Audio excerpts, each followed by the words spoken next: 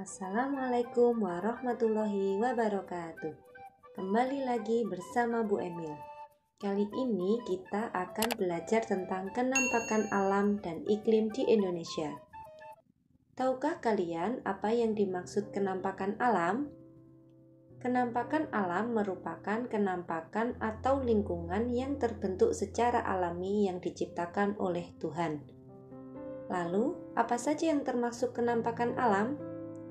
Berikut beberapa contoh kenampakan alam. Yang pertama adalah gunung. Gunung adalah bagian dari permukaan bumi yang menjulang lebih tinggi daripada daerah sekitarnya. Hampir di seluruh pulau di Indonesia memiliki gunung.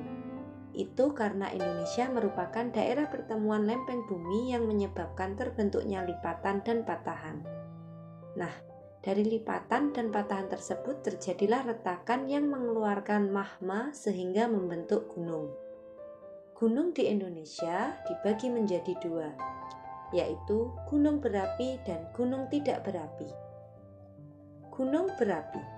Gunung berapi adalah gunung yang masih melakukan aktivitas fisik seperti mengeluarkan magma dan lahar, dan sewaktu-waktu bisa meletus atau biasanya disebut dengan gunung aktif. Contoh dari gunung api yaitu Gunung Semeru di Jawa Timur. Selanjutnya, gunung tidak berapi. Gunung tidak berapi adalah gunung yang sudah tidak melakukan aktivitas fisik seperti mengeluarkan magma dan lahar, atau biasanya disebut dengan gunung mati. Contohnya yaitu Gunung Wilis di Jawa Timur. Gunung ini memiliki beberapa manfaat, yaitu sebagai daerah perkebunan, menjadi tempat rekreasi, dan untuk kegiatan olahraga. Kenampakan alam yang selanjutnya adalah pegunungan. Pegunungan adalah kumpulan atau rangkaian gunung dan bukit. Jadi, ada gunung yang letaknya berdekatan dalam suatu wilayah. Nah, itulah yang disebut dengan pegunungan. Contohnya yaitu Pegunungan Bukit Barisan. Selanjutnya yaitu dataran. Dataran merupakan suatu wilayah yang relatif datar mendekati rata. Dataran ini dibagi menjadi dua, yaitu dataran rendah dan dataran tinggi. Kita bahas dulu yang dataran rendah. Dataran rendah merupakan wilayah yang memiliki ketinggian antara 0 sampai 500 meter di atas permukaan laut. Contohnya, dataran rendah di daerah Palembang. Manfaat dataran rendah yaitu untuk pemukiman warga, kegiatan industri, serta pertanian. Untuk tanah tegal. Untuk perkebunan sawit, rami, dan tembakau. Untuk sawah irigasi. Untuk usaha peternakan sapi dan kuda. Dataran tinggi. Dataran tinggi biasa disebut dengan plato. Dataran tinggi yaitu wilayah yang memiliki ketinggian lebih dari 500 meter di atas permukaan laut. Contoh dataran tinggi yaitu Dataran Tinggi Dieng di Jawa Tengah. Dataran tinggi memiliki manfaat sebagai tempat perkebunan teh, cengkeh, kopi, sayur, dan macam buah-buahan lainnya. Untuk tempat wisata dan menjadi tempat peternakan. Pantai dan laut. Pantai merupakan titik pertemuan antara wilayah darat dengan laut. Biasanya dimanfaatkan untuk tempat wisata. Contohnya, Pantai Kute di Bali. Sedangkan laut adalah genangan air dalam jumlah banyak dengan rasa asin. Salah satu contoh laut adalah Laut Jawa. Manfaat laut adalah sebagai jalur transportasi, sumber pangan yang menghasilkan ikan, udang, cumi-cumi, dan lain-lain.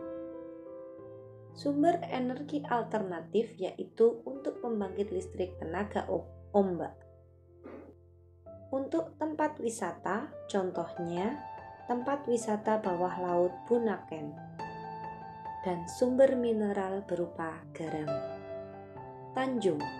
Tanjung adalah daratan yang menjorok ke laut. Tanjung ini dapat ditemukan di wilayah pesisir. Contohnya adalah Tanjung Aan di Lombok. Selanjutnya yaitu bukit. Bukit adalah tanah yang lebih tinggi daripada tempat sekelilingnya serta lebih rendah daripada gunung. Bentuknya hampir mirip dengan gunung namun lebih datar. Bukit biasanya dimanfaatkan untuk tempat resapan air. Sementara rangkaian bukit yang berjajar di suatu wilayah yang cukup luas disebut dengan perbukitan. Contohnya, Bukit Telang di NTT. Lembah. Lembah adalah dataran rendah yang dikelilingi oleh pegunungan atau perbukitan. Bentuknya menyerupai huruf U atau V karena bagian dasarnya terkikis oleh air. Tanah di daerah lembah sangat subur, cadangan airnya pun juga memadai. Contoh lembah yaitu Lembah Harau di Sumatera Utara. Lembah memiliki manfaat untuk lahan pertanian, untuk perikanan air tawar, dan untuk tempat pemukiman. Padang rumput atau sabana. Padang rumput merupakan tanah lapang yang dipenuhi oleh rumput dan tanaman tak berkayu. Contohnya, savana Baluran di Jawa Timur. Padang rumput memiliki manfaat untuk tempat wisata dan untuk tempat mencari makan hewan ternak. Selanjutnya yaitu danau. Danau adalah genangan air tawar pada cekungan luas di daratan. Danau ini dibagi menjadi dua, yaitu danau yang terbentuk oleh proses alam dan danau yang dibuat oleh manusia atau waduk. Contoh danau yaitu Danau Toba di Sumatera Utara. Manfaat dari danau yaitu sebagai penghasil ikan air tawar, mencegah terjadinya banjir, untuk tempat rekreasi, sebagai sarana irigasi. Selanjutnya yaitu sungai. Sungai adalah kenampakan alam berupa aliran air dalam jumlah besar yang mengalir di daratan.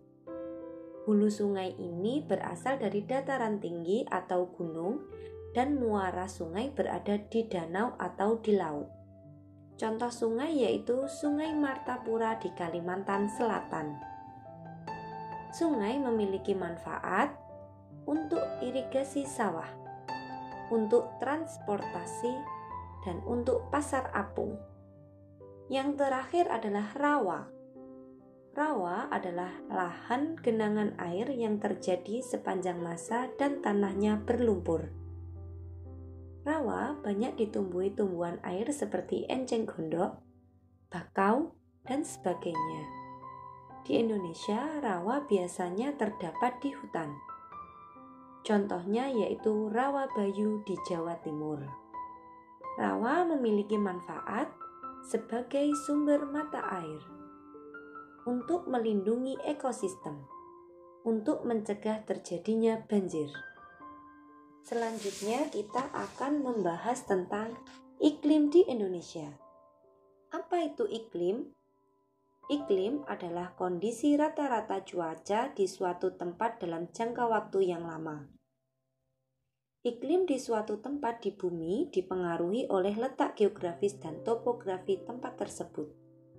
Keadaan iklim Indonesia meliputi iklim musim atau iklim muson, iklim tropis atau iklim panas, dan iklim laut. Nah, sekarang kita akan membahasnya satu persatu dimulai dari iklim muson. Iklim muson terjadi karena angin muson yang bertiup berganti arah setiap setengah tahun sekali. Dengan adanya iklim muson, musim di Indonesia berganti dalam kurun waktu dalam sekitar 6 bulan sekali. Angin muson sendiri terdiri dari angin muson barat dan angin muson timur. Yang pertama, angin muson barat. Angin muson barat yaitu angin yang berhembus dari barat daya atau benua Asia. Nah, coba sekarang kalian perhatikan gambar berikut. Pada gambar ini nampak garis-garis putih yang menunjukkan arah angin yang berhembus dari barat daya. Angin ini melewati samudra yang luas yang membawa uap air.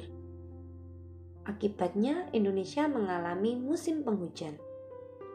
Angin ini berhembus dari bulan Oktober sampai bulan April. Jadi, angin muson barat ini menyebabkan musim penghujan.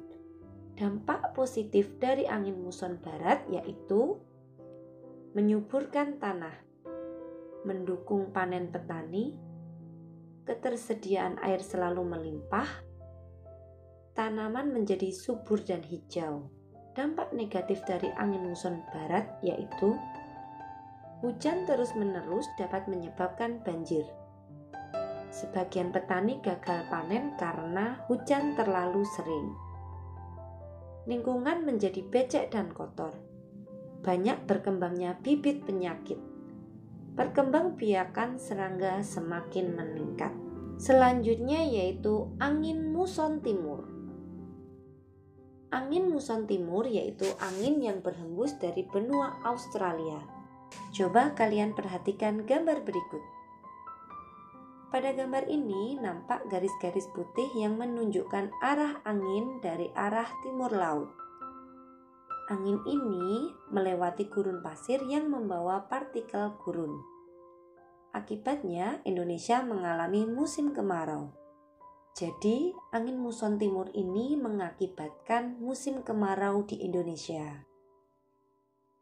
Dampak positif angin muson timur yaitu mempercepat proses pengeringan padi. Tidak ada hambatan untuk aktivitas di luar. Matahari bersinar cerah sehingga pas untuk berjemur. Sementara dampak negatif dari angin muson timur yaitu sumber air langka jika hujan tak kunjung datang. Banyak tanaman yang mati karena kekurangan air. Iklim selanjutnya yaitu iklim tropis atau iklim panas. Iklim tropis dipengaruhi oleh letak astronomis Indonesia yang wilayahnya dilalui garis khatulistiwa. Iklim tropis merupakan iklim yang menjaring daerah yang berada 2,5 derajat sampai 40 derajat lintang utara atau lintang selatan.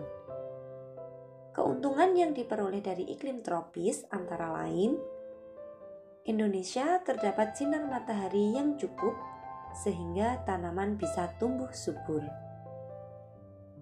Berkat matahari yang terik, maka banyak wisatawan berkunjung untuk sekedar berjemur. Indonesia mempunyai curah hujan yang cukup sehingga menjadi subur dan banyak tanaman yang cocok ditanam di Indonesia. Dan yang terakhir yaitu iklim laut.